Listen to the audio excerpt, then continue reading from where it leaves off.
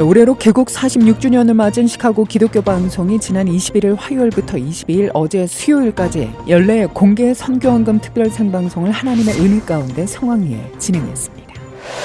중남부 곳곳에서 잇따라 강력한 토네이도가 발생해 5명이 숨졌습니다.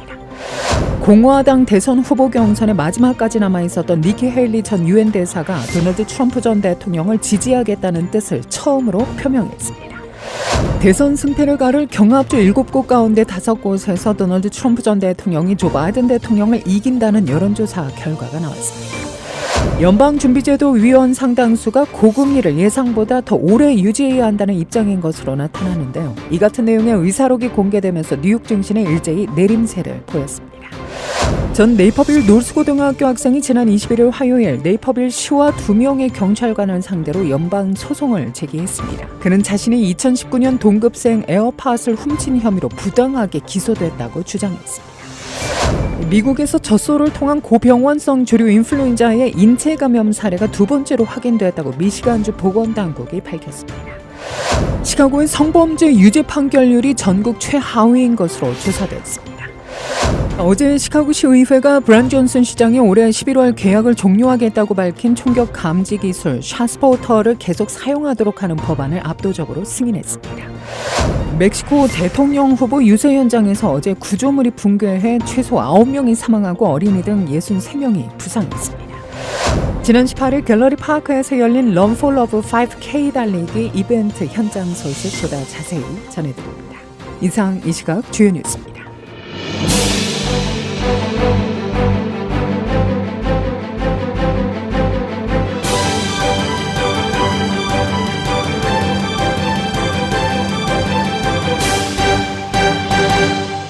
올해로 개국 46주년을 맞은 시카고 기독교 방송국이 지난 21일 화요일부터 22일 어제 수요일까지 모든 정규 방송 시간대를 이용해 연례 공개 선교헌금 특별 생방송을 하나님의 은혜 가운데 성황리에 진행했습니다.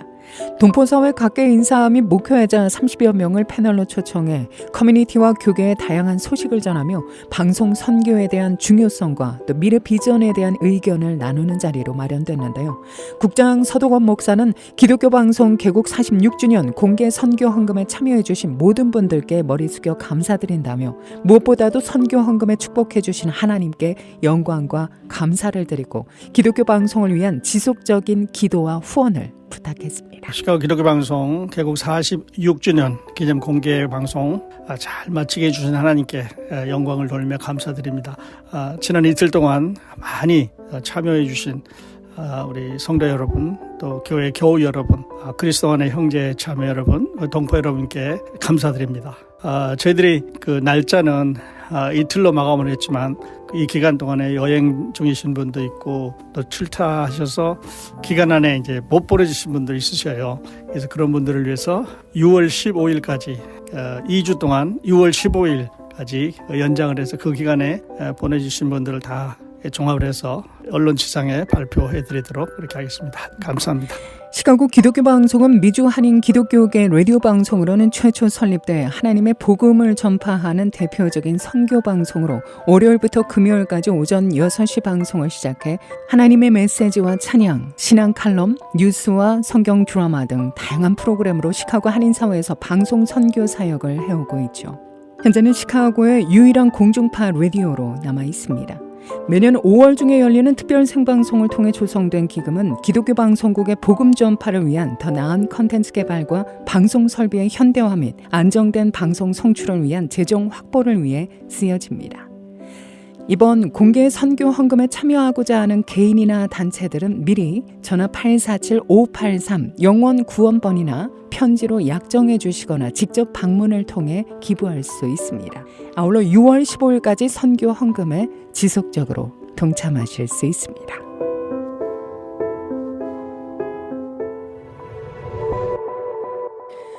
중남부 곳곳에서 잇따라 강력한 토네이도가 발생해 5명이 숨졌습니다. 아이오와주 당국은 주 전역에 재난 비상사태를 선포하고 실종자 수색 작업을 벌여 지난 21일에 발생한 토네이도로 지금까지 5명이 숨지고 최소 35명이 다쳤으며 피해 상황을 집계하고 있다고 밝혔습니다. 당국은 지난 21일 오후 아이오와주 그린필드 남서쪽에서 차를 몰고 가던 한 여성이 폭풍에 차량이 휘말려 숨진 데 이어 그린필드 지역에서 4명의 사망자가 추가로 확인됐다고 설명했는데요. 또 지금까지 최소 35명의 부상자가 확인됐지만 이 숫자는 더 늘어날 것으로 보입니다. 아이오와 주지사는 재난당국의 응급구조대원들이 그린필드에서 파손된 건물들의 잔해를 수색하고 있다며 아직은 정확한 피해 상황을 확인하기는 어렵다고 말했습니다.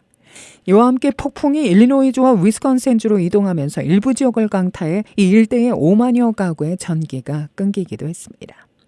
텍사스 일부 지역은 지난 16일에 덮친 토네이도의 피해로 대규모 정전이 일주일째 이어진 가운데 이른 폭염까지 찾아와 주민들이 어려움을 호소하고 있는데요. 정전 현황 집계 사이트 파워 아우티지에 따르면 현재 휴스턴을 포함한 해리스 카운티의 정전 가구는 약 5만 7천 곳에 달합니다. 공화당 대선 후보 경선의 마지막까지 남아있었던 니키 헬리 전 유엔 대사가 도널드 트럼프 전 대통령을 지지하겠다는 뜻을 처음으로 표명했습니다. 헬리 전 대사는 어제 허드슨 연구소 강연에서 자신은 유권자로서 동맹을 지지하고 적들에게 책임을 묻는 사람을 대통령 후보로 우선순위를 둔다고 밝혔습니다. 이어 트럼프 전 대통령은 이런 정책에서 완벽하지 않았지만 바이든은 재앙이라며 그래서 트럼프에 투표할 것이라고 덧붙였는데요. 다만 이 트럼프는 경선에서 자신에게 투표하고 여전히 자신을 지지하는 사람들에게 다가가야 한다고 강조합니다. 공화당 내 반트럼프 세력의 구심 역할을 해온 헬리 전 대사가 트럼프 전 대통령 지지 입장을 밝힌 것은 이번이 처음입니다. 헬리 전 대사는 지난 3월 6일 공화당 경선 후보 사퇴를 공식 선언했지만 일부 주 공화당 대선 경선에서 지금도 20% 안팎의 득표를 이어가고 있죠. 헬리 전 대사는 사퇴 연설 당시 트럼프 전 대통령에 대한 지지를 표명하지 않고 당 안팎에서 표를 얻을 수 있을지는 트럼프의 몫이라고만 말했습니다. 한편 첫 부인과의 강제 성관계 장면 등이 담긴 트럼프 전 대통령의 젊은 시절을 다룬 영화가 칸 국제영화제에서 관객들의 환호를 받았죠. 트럼프 전 대통령 측은 악의적인 명예훼손이라며 소송을 제기하겠다고 밝힙니다. 성추문 재판과 함께 연일 논란이 계속되고 있지만 지지율은 여전히 굳건한 것으로 나타났습니다. 연방준비제도 위원 상당수가 고금리를 예상보다 더 오래 유지해야 한다는 입장인 것으로 나타났습니다. 이 같은 내용의 의사록이 공개되면서 뉴욕 증시는 일제히 내림세를 보였는데요. 이달 초 기준금리를 6번 연속 동결한 중앙은행 연방준비제도 제롬 파월 의장은 물가가 좀처럼 잡히지 않는다고 인정하면서도 금리 인상 가능성엔 선을 그었습니다. 당시 위원들은 인플레이션이 연준의 목표치인 2%를 향해 지속 가능하게 움직이고 있다는 확신을 얻으려면 예상보다 더 오랜 시간이 걸릴 것이라고 판단했는데요. 개인 소비지출 가격지수가 지난 1월 0.5% 깜짝 반등하더니 2월과 3월에도 0.3% 상승률을 기록하는 등 고물가 고착화 가능성에 주목한 겁니다. 또 여러 위원이 인플레이션 위험이 현실화할 경우 정책을 강화할 의향이 있다고 언급한 것으로 나타났습니다. 전 네이퍼빌 놀스고등학교 학생이 지난 21일 화요일 네이퍼빌시와 2명의 경찰관을 상대로 연방 소송을 제기했습니다. 그는 자신이 2019년 동급생 에어팟을 훔친 혐의로 부당하게 기소됐다고 주장했는데요. 아마라 해리스는 절도 혐의로 무죄 판결을 받았고 경찰이 학교에서 학생들을 징계하는 방식을 바꾸기를 희망하고 있습니다. 애틀란타의 스펠만 대학을 졸업한 지 불과 며칠 만인 어제 수요일 해리스는 네이퍼빌 시청 밖에서 가족 변호사들에 둘러싸여 소송 사실을 발표했는데요. 해리스는 2019년 11월 네이퍼빌 놀스고등학교 학교 자원 담당자로부터 티켓을 받았습니다. 그는 절도 혐의로 기소돼 $100의 벌금에 처해졌지만 그녀는 그것이 실수였다고 말하면서 납부를 거부했습니다. 결국 이는 재판으로 이어진 건데요. 이틀간의 재판 끝에 배심원단은 해리스의 혐의에 대해 무죄를 선고했습니다. 이번 소송에는 네이퍼빌 시와 학교 자원 담당관, 또 네이퍼빌 경찰 경사가 지명됐습니다. 해리스 변호인은 그녀가 무죄를 선고받은 후 사과를 받기 위해 시와 대화를 시도하고 있다고 말했는데요. 한편 네이퍼빌 시는 배심원단의 무죄 선고가 시와 경찰의 행동이 잘못됐다는 것을 말하는 것은 아니다며 경찰관들은 정직하게 행동했고 법정에서 이들을 적극 방어할 것이라고 밝혔습니다. 미국에서 젖소를 통한 고병원성 조류 인플루엔자의 인체 감염 사례가 두 번째로 확인됐다고 미시간주 보건당국이 밝혔습니다. AB통신은 미시간주 축산 농가에서 일하는 주민 한 명이 조류 인플루엔자 H5N1 양성 판정을 받았다며 환자는 경미한 증상을 보이고 소와 접촉으로 감염된 것으로 추정된다고 보도했는데요. 통신은 H5N1 인체 감염이 확인된 것은 이번이 두 번째로 일반 대중으로 전파됐을 위험도는 낮은 상황이라고 당국의 말을 인용해 전합니다. 앞서 농무부는 지난 3월 텍사스 주민 한 명이 감염된 접소와 접촉한 후 H5N1 양성 판정을 받았다고 밝혔죠. 세계보건기구는 텍사스 주민 감염 사례가 야생 조류와 접촉한 가축으로부터 인간이 조류 인플루엔자에 걸린 첫 사례로 평가하고 있습니다. 미국에서는 지난 3월 텍사스주와 캔사스주에서 조류 인플루엔자에 걸린 젖소가 처음 보고된 뒤 감염이 한 달 만에 9개 주로 확산했습니다.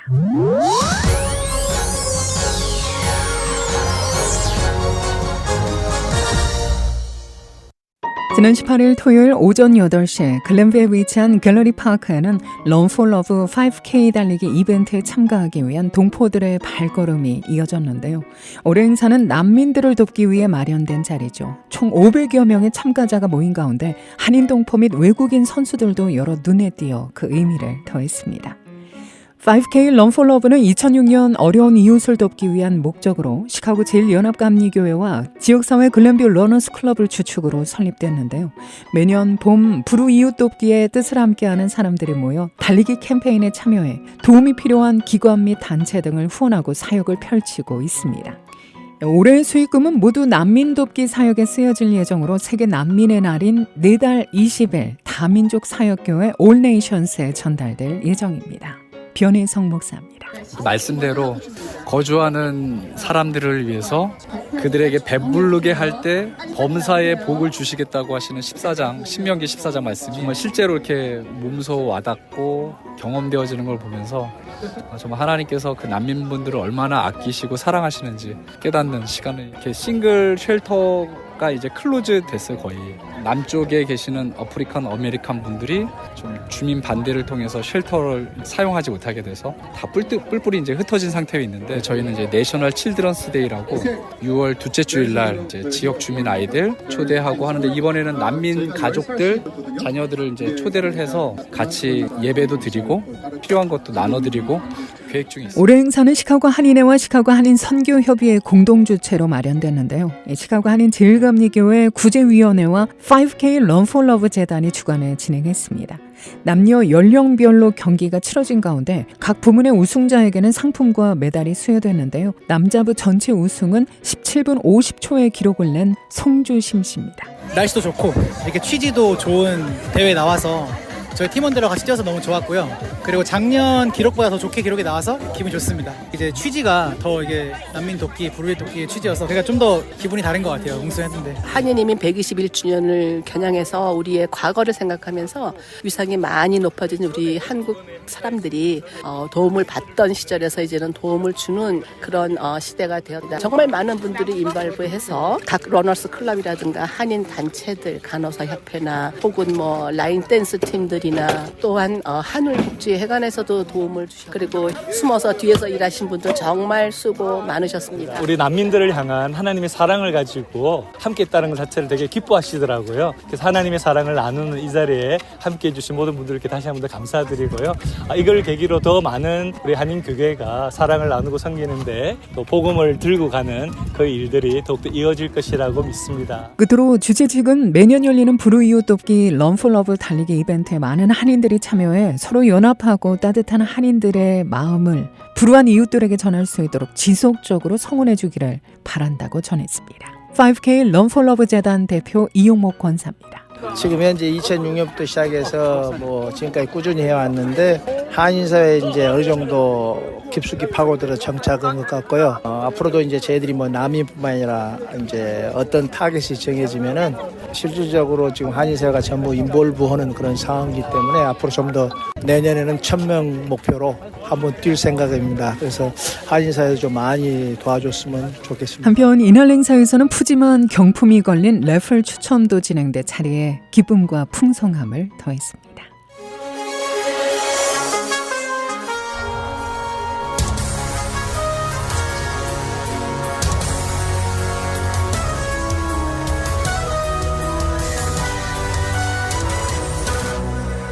시카고의 성범죄 유죄 판결률이 전국 최하위인 것으로 조사됐습니다. MBC 시카고에 따르면 시카고에서 보고된 2만 1,000건 이상의 성범죄 신고를 검토한 결과 성폭행 사건이 체포되는 경우는 물론 유죄 판결로 이어진 경우는 거의 없었던 것으로 나타났습니다. 몇 달에 걸친 이번 조사 결과 시카고에서 보고된 성범죄 중 단지 1.5%만 징역형을 선고받은 것으로 나타났는데요. MBS5 인베스티게이트 팀이 미 주요 도시의 범죄 데이터를 분석한 결과 유죄 판결률은 댈러스나 커네티컷주 하드퍼드보다 여전히 낮았습니다. 미국 내 다른 도시 중에 보스턴과 로스앤젤레스만이 성범죄 유죄 판결률이 시카고보다 낮았는데요. MBC5는 2018년 이후 시카고 경찰에 신고된 2만 1,000건의 성폭행 및 기타 성범죄 혐의 중 경찰이 체포한 사건은 1,600건이 채 되지 않는다며 경찰이 신고하고 검사와 면담하고 유죄 판결을 받는 과정에서 수백 건의 혐의가 취하되거나 기각된 것으로 나타났다고 밝혔습니다. 어제 시카고시 의회가 브랜 존슨 시장이 올해 11월 계약을 종료하겠다고 밝힌 총격 감지 기술 샷스포터를 계속 사용하도록 하는 법안을 압도적으로 승인했습니다. 올해 초 존슨은 9월 22일까지 계약을 연장한 후 2개월 단계적 종료 기간을 거쳐 샷스포터를 중단하기로 결정했죠. 이 법안은 또한 시카고 경찰국이 샷스포터 경보의 정확성, 911 신고가 접수되지 않은 샷스포터 경보의 수, 경찰이 피해자에게 도움을 줄 수 있었던 경보의 수에 대한 데이터를 수집하도록 요구했습니다.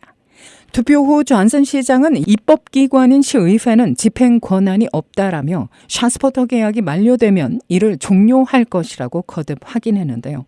아울러 이 법안에는 시에서 샷스포터를 유지하기 위해 얼마를 지출할 수 있는지, 각 구에서 어떻게 시행할 것인지, 각 시의원이 해당 구에서 이 기술을 얼마나 통제할 수 있는지 등이 명시돼 있지 않은 것으로 알려졌습니다. 이달 27일 연방공휴일인 메모리얼데이를 맞아 사람들은 사흘간의 긴 주말을 보내게 되죠. 월요일 휴무, 문을 여는 곳과 열지 않는 곳은 어디일까요? 먼저 대형 소매업체입니다. 타겟과 월마트 등과 같은 대형 체인점을 포함한 대부분의 소매점은 연휴 기간 동안 영업을 계속할 예정입니다. 많은 곳에서 대규모 할인 및 할인 혜택을 제공하는데요. CVS 약국과 같은 일부 약국은 영업을 할 수 있지만 휴일로 인해 영업 시간이 조정됩니다. 그러나 주요 소매점 중에 하나인 커스코는 연휴 동안 문을 열지 않습니다. 식료품점의 경우 트레이더조와 홀푸드, 마리아노, 알디 및 주얼어스코 등과 같은 체인점은 모두 이번 연휴 기간에도 문을 열 것으로 보입니다. 다만 영업시간이 단축되거나 제한될 수 있는데요. 한편 알디 매장은 휴일 영업시간을 조정할 것으로 예상됩니다. 일부 매장은 평소 오후 8시 폐점 시간이 아닌 오전 8시 30분부터 오후 6시까지 운영될 예정입니다. 은행 및 기타 금융기관과 우체국, 공공도서관은 문을 닫습니다. 오늘과 내일 맑고 화창한 날씨 이어집니다. 낮 기온도 70도 후반대를 가리키겠으나 바람으로 인해 체감 온도는 실제 온도보다 더 낮게 느껴질 것으로 보입니다. 낮 최고 기온은 78도, 밤 최저 55도가 예상되고 있고요. 내일 금요일에는 낮 기온 다소 오릅니다. 낮 최고 82도, 밤 최저 59도가 전망됩니다. 이 시각 기온은 67도, 습도는 69%, 바람은 남서풍이 5마일의 속도로 불고 있습니다. KBS 모닝 포커스 데일리 뉴스는 삶을 마무리하는 순간을 여러분과 함께합니다. 가장 저렴한 비용과 신뢰를 바탕으로 정성을 다하는 줄리심 장의사, 최신 학문과 기술 연마를 통해 최상의 치료로 보답하는 김광수 치과, 모든 보험을 원스톱으로 해결해드립니다. 한인사회를 위한 박상아 종합보험, 최고의 상품으로 소비자의 행복을 책임지는 영신건강 제공으로 함께합니다. 이상으로 데일리 뉴스를 마칩니다. 진행의 김수현이었습니다. 오늘도 하나님의 큰 위로와 축복이 함께하기를 소망합니다.